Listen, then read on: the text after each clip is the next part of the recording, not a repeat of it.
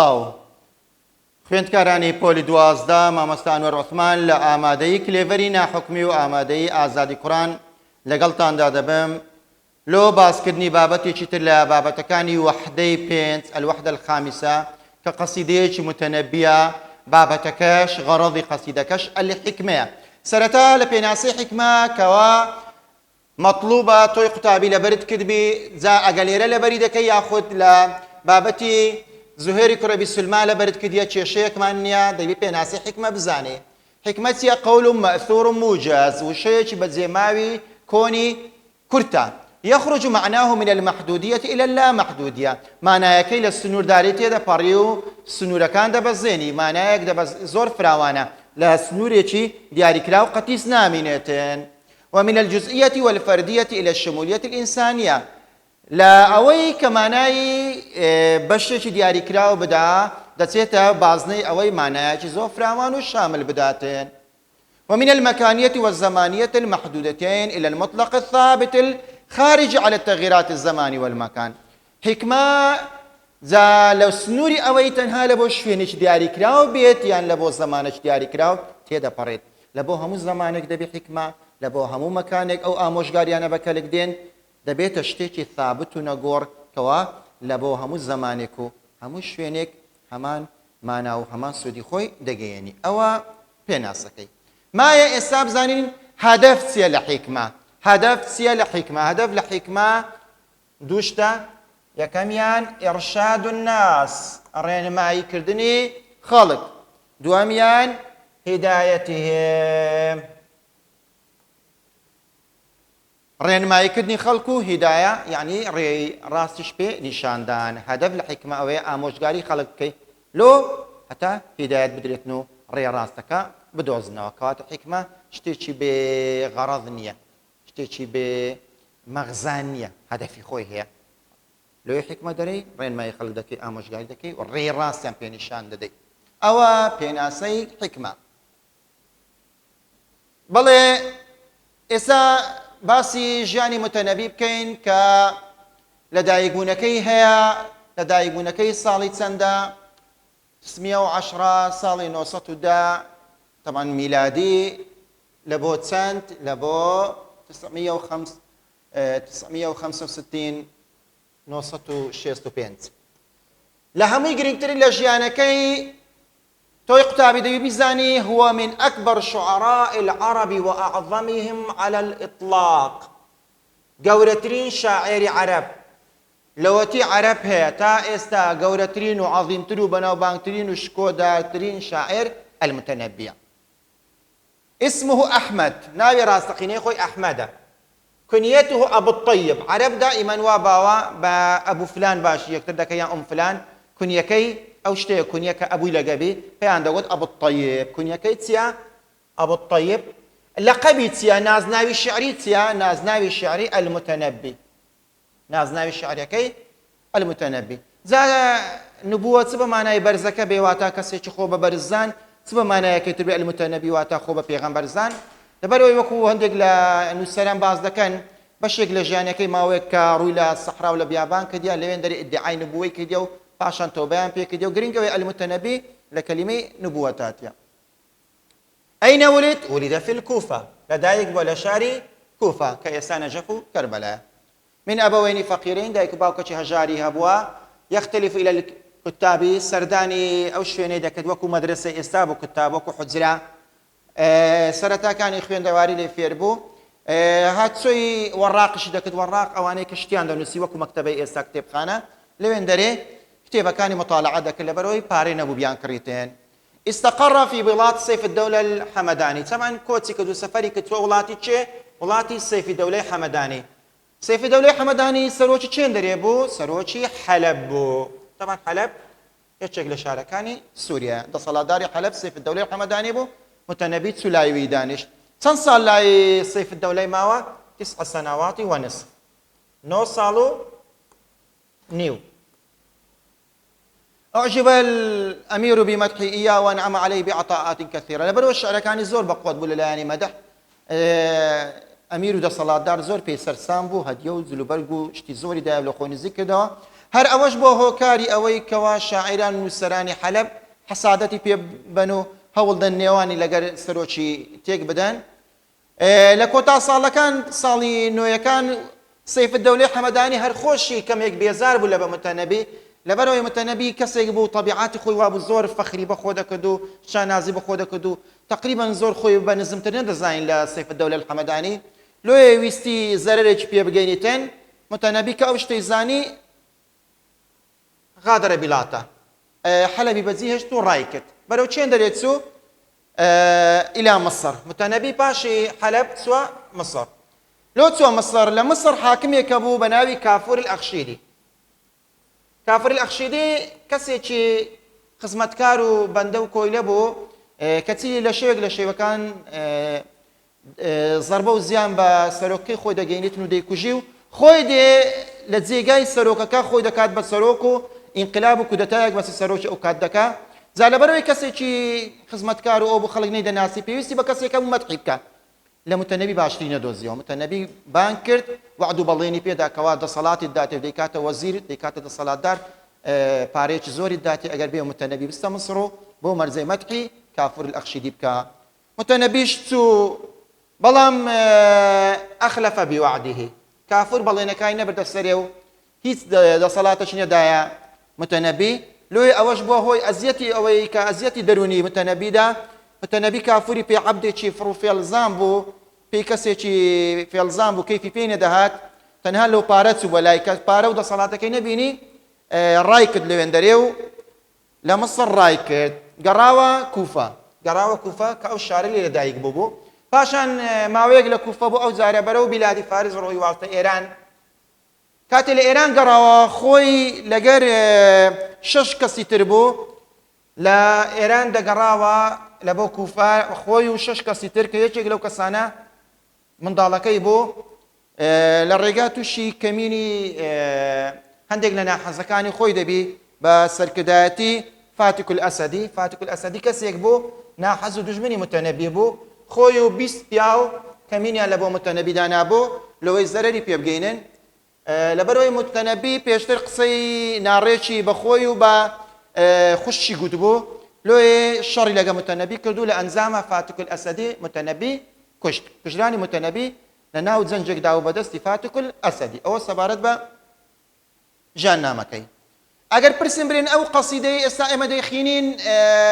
متەنەبی کەی ئەو قەسیدەی دانایە کە پڕیتی لە حیکمە دەڵێن ئەو قەسیدەیە کە بە ناوی سەحیب الناسە قەسیدەی سەحیب الناس متەنەبی لە مصر نووسیتی واتە لە سەرەتای ژیان لە کوفەی نەینووسیا کاتێ لە حەلەبیش بوو نەینووسیا بەڵکو لە مصر. لۆ لە مصر پاش ئەوەی کەوا پێگەیشت تێگەیشت ئەزمموی ژیانی بینی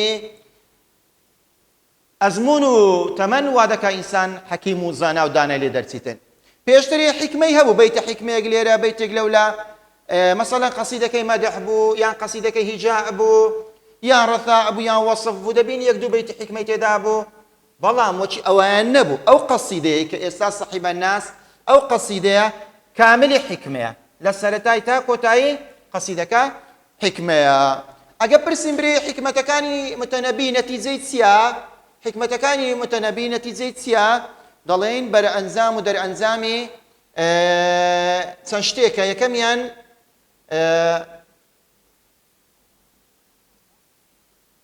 عمل ذهنی تەئەمولی بیرکردنەوەی قۆڵی خۆی. هەندێکی تریان نەتیجەی تەجاریب مەڕە بها ئەو ئەزمونانەی ژیانی خۆی تیکە پێدا ڕۆیشتە ئەو سیواه یان ئەو ئەزمونانێکەوە هاوڵ و دۆستەکانی پێدا ڕۆیشتە کەواتە یان بیرکردنەوەی قۆڵی خۆی یان ئەزمموی ژیانی یان ئەزمموی هاوڕێ و دۆستەکانی. ئێستا قەسیدەکەی دەخوێنینەوە قەسیدەی سەحیب الناس دەخوێنینەوە دەیکەینە کوردیش. سەحیب الناس واتە خەڵکان هاوڕێتی ژیانیان کردو. سەحیب الناس قبلنا ذا الزمان خەڵکانی پێشی ئێمەش هاتن هاوڕێتی ئەو ژیانیان کردو هاتم لەسەر ئەو زەویە ژیان و ڕۆیشتن وعناهم من شأنه ما عنانا ئەو ئازار و ئەشکەنجە و معاناتانی ئێمە دەیان بینین ئەوانش بینیان. وتولوا بغصة كلهم منهم هەمووی هات و ڕۆیی و کە ژیانی جێهێشت داخێک خەفەتێک دڕکێکی لە گەروما بوو. وإن سر بعضهم أحيانا لواني هندق لو خلقا ما وخوش ديد بي بەڵام خۆشیەکە کاتی بووە هەمووی کە لە دنیا ڕۆیشتە ئیلا مرازێکی هەبووە حاصل نەبووە و داخێکی هەبووە دنیاشی جێهێشتیە نەیتانیە بەو نیازەی خۆی بگا ربما تحسن الصنيع ليالي ولكن تكدر الإحسان لوانەیە زەمانە جارجار چاکەیەک لەگە بکە ڕۆژگار چاکەیەک لەگە بکە دڵت خۆش بی برێ تازە ئیشەکەم بەرەو خۆشی دەڕوا بەڵام دەرێ دڵخۆش مەبە دڵنیا بە هەر ماوەیە چکەمە زەمانە لێت تاڵ دەکاتن و لێت شێڵ دەکاتن و نالی خۆشەکەت بەردەوام بی وكأننا لم يرضى فينا بربيب الدهر حتى أعانه من أعانه دڵێ ئێمە مرۆڤ درماندان ناکەوی بەو ناخۆشانەی کە زەمانە لە تۆفان و لە نەخۆشی و لە ناخۆشی بەسەرمان دەینی هەتا ئێمەش دەچین ئێمە مرۆڤی دەچین لەگەر زەمانە بەیەکەوە دژمنایەت یەکتر دەکەین و زەرەر بە یەکتری دەگەیەنین پاشا متەنەبی دەرێ كلما أنبت الزمان قناة ركب المرء في القناة السنانة لو نمونە کاتێ زەمانە بنەدارێکمان دەداتێ لە باتی ئەوەی ئەو بنەدارە ئەو توخمە سروشتیە ئێمە لە بۆ سوودی خۆمان لە بۆ خانە دروستکردن لە بۆ ئەو زۆرە شتانە بەکاری بینین کەچی دەچین ئەو توخمە سروشتیانە شتی زیان بەخشی لێ دروست دەکەین لۆ نمونە لە دار دەچین ڕم دروست دەکەین سەری ڕمەکە تیژ دەکەین و یەکتری پێدەکوژین ومراد النفوس أصغر من أن نتعاد فيه وأن نتفانى متەنەبی دەرێ هەر کەسێک لە ئێمە مراز هەیە هیوای هەیە ئاوات هەیە ئومێدی هەیە حەزی لێ پێ بگە بەڵام دەرێ ئاگادار بە هەموو هیوا و ئاوات و ئومێدەکانت زۆر لەوەی هیچ و پیچ و بێقیمەتترن کەوە تۆ دژمنایەتی برایەکی خۆتی پێ بکەیت هەوڵ دەی زەرەر بە برایەکی خۆت بگەینی برایەکی خۆت لە ناو ببەی بەس لەوەی بە ئاوات و بە هیواکانی خۆت بگەیت بە هیوا و ئاواتی خۆت بگە بەڵام بۆ مەرجەی زەرەر بە خەڵکی نەگەینی غير أن الفتى يلاقي المنايا كالحات ولا يلاقي الهوانا راستا متنبي بانگش لبو آزادی و عفوا لبو آشتی و او دکا مروف شر خواز نبی بلام دريد زاروايا الشر يقد دقري أن الفتى يلاقي المنايا زاروايا مروف حزي لي الروبروي مردن بيتوا مروف مردن هرده بجريو باوش لا مردني دكا كالحات هسه مردن طالو تفتنا خوشه ولا يلاقي الأوانة بلام آمادين يسر شوري وزليلي قبول كاتن ولو أن الحياة تبقى لحي لعددنا أظلنا شجعانا خو دنيا لو كزنان بيني لو آزانا لو ترسنوشي أقرب بمانزاني باوجيان لبو كسيك دما أو كاتي إيمش ترسنوشي ما هذا بجادو آزايا كان من بي نفام نزان دبو وإذا لم يكن من الموت بدن ما دم مردن هر هيا ما دم ترسنوك بهدمري آزا بهدمري فمن العجز أن تكون جبانا براستي بيتوانايو براستي عيب عار إنسان بترسنوشي بجيتين كواتا بانقواز لبو آزاتي دكاو بلقو بهانا شتيا بريتيا لحتمية الموت بلي قصيدك أقر شكنوشي لو كين دارين صحب الناس قبلنا ذا الزمانة بجملة فعلي دس بيكديا وعناهم من شأن ما عنانا تمشادا كين زيناوي همزوري بكارينا نا كلبو خومان بكار ديتين متكلمي جمع هم لبو كومالك كسب كاردي كسيسيا من غايبين هي لبو كسيشي غايب بكاردي بس مفرد بيتين نا زارش كلبو خومانه كاتا متنبي هم زورت زيناوي شي بكارينا ما بس اويا حكمه شمولي من دكا شمولي تو دكا شمولي او دكا شامله لبو هم مروفكان وتولوا بغصة كلهم الى رجت مشاكين مهمه كلمه كل اماجه شيلو كين غوتمان بريتيا لا توكيد كلك بريتيا لا توكيد لبروت زيناوي لغرا سي لغرا زيناوي لغرا لو ايه كلك لبو توكيد بكارديتين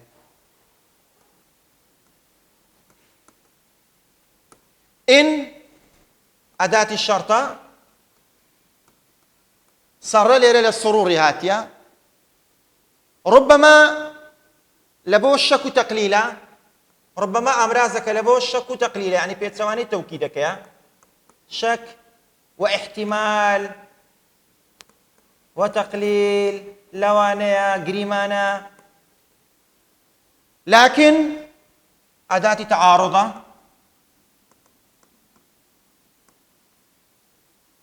لم يرضى أولا إملاء إيش بيدبي طبعا لما سيصير في المضارعة مجزوم كديتيا حذف حرف الإلا نقول أصلي خو يرضى لما كادات نفيا باتكاني تر كلما دسسر فعلي ماضي ومعناه تكراري ددا معناه استمراري ددا كلما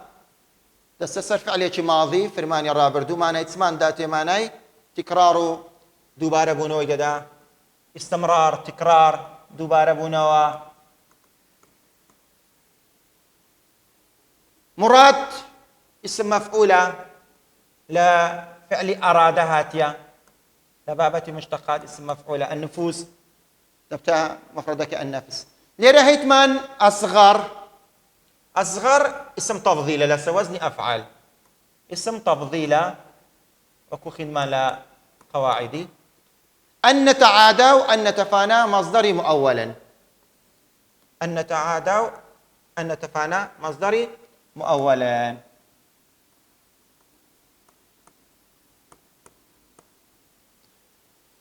غير أن إلا أن لكن هم بيق معنى دين أو تعارضا المنايا جمع المنية مفردك المنية بمعنى يتستيتن الموت مردن بيتسوانك يتسيا الحياة لا يلاقي طبعا لا يكنافية الهوانش بيتسوانك العز لو أداة الشرط النش توكيدا حي أقصد ذكي وقرن دبيتا ميت واتا مردو لعددنا أظلنا الشجعان أظل اسمي تفضيل وشي أصغركي الشجعانش آزا بيتسوانكي جبناء ترسنوك ديتين جبان وإذا لم يكن من الموت بد إذا أداة الشرطة لمك أداة نفيا الموت بيتسوانكي الحياة فمن العجز أن تكون جبانا أن تكون أن لقفع المضارع إذا بيت مصدري مؤول جبانش ترسنوغوت ما بيسوانكي تبتا شجاع أو الشكرنوغ لبو قصيدكي ما يتمان بزانين وشو معناها كان سيتدايا صحيبة يعني رافق لازمة هاو تيكت هاوري تيكت هاولي بو لقريبو عناه يعني أهمه بقرين جزاني يعني لمعاناتها تيا ناخوشي بيوديت تولوا يعني ذهبوا روي ريب الدهر يعني روداوا ناخوش كان الزمانة القناة عود الرمح أو داري كوارمي لي دروز ذكري السنان نصل الرمح سرتيجكي الرمية نتفانا يفني بعضنا بعضا هندي كمان هندي شترمان لنا وببن المنية يعني الموت مردن الكالح يعني العابس روغرش الهوان يعني الذل كبيت سوانكي العزة بلي قصيدة كمان خيندو كدمانا كردي وتيجينو ما لو كردو باس جاني متنبيش ما كرد ليرة كوتاي بوانكي أورو دمينيتني وكتريان سبارت بوالام دانوي بسيارة كان وأسئلة وزارية كان أو لبو وانشتر بزيديلين بهواي سود بينين تان